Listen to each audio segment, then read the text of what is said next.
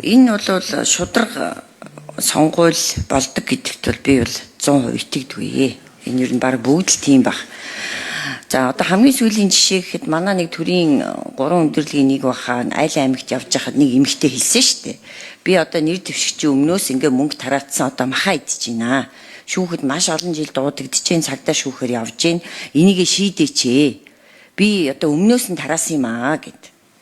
Тэгээ тэр асуудал одоо юу болсон юм бэ? Гэх мэдчлэн ингээд ерөөсө хизээч энэ хэрэг нь шийдэгддэггүй юм л да. Энэ одоо юундаа байдаг яг таавалыг хууль зүйн утгаар нь одоо тэгээд прокурор хяналт тавиал асуудал байхгүй учраас бодвол хаагдаа явдаг байх л гэж хэлж байна. Хууль зүйн утгаараа бол тийм боловч үнэн хэрэгтэй бол тийм биш. Энийг бид бүгд мэддэг.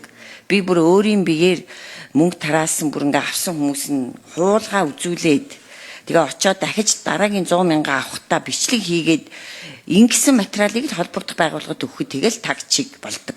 Тэгээ энийгээ засахгүйгээр энэ мөнгө тараадаг явдлаа болиулж тараасан этгээдүүдэд хариуцлага тооцоолж буцааж игүүлэн татдаг болохгүй бол сонгуул хизээч шудраг явахгүй хэврээл үлдэнэ. Сонгуул нь шудраг явдаггүй арчлыг бол бүрэн арчил гэж хэлэх юм ямар ч үндэс байхгүй тий.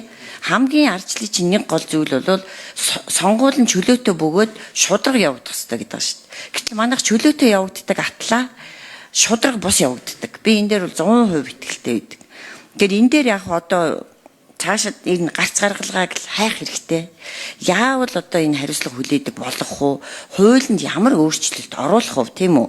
Өнөөдрийн байгаа энэ хуулиар яг ингээ асуудал шийдэгдэхгүй л өнгөрөөд байна л да. 3 дахь читгээдүүдээр тараалгаад ч байд юм ингээд. Тэгэхээр энэ дээр та нар одоо бид нар бол ажиллаж байгаа. Гэхдээ та нар бас энэ дээр аягүй сайн бодох хэрэгтэй. Та нарын одоо сонгуулийг шудрах хийх ч юм бол сонгуулийн ерөнхий хорооны үүрэг. Тэгээ яг аль бисны чиг үүргэн. Тэгэхээр энийг л та нар маш сайн бодож ялангуяа одоо өөрөө хуульчхан учраас хуулийн ямар өөрчлөлт хийвэл тэгээ одоо мөнгө тараасан этгээдүүдэд хариуцлага хүлээлгдэг болох вэ гэдэг дээр бас жоохон та одоо ухаанаа уралдуулаарай л гэж захий да. За баярлалаа.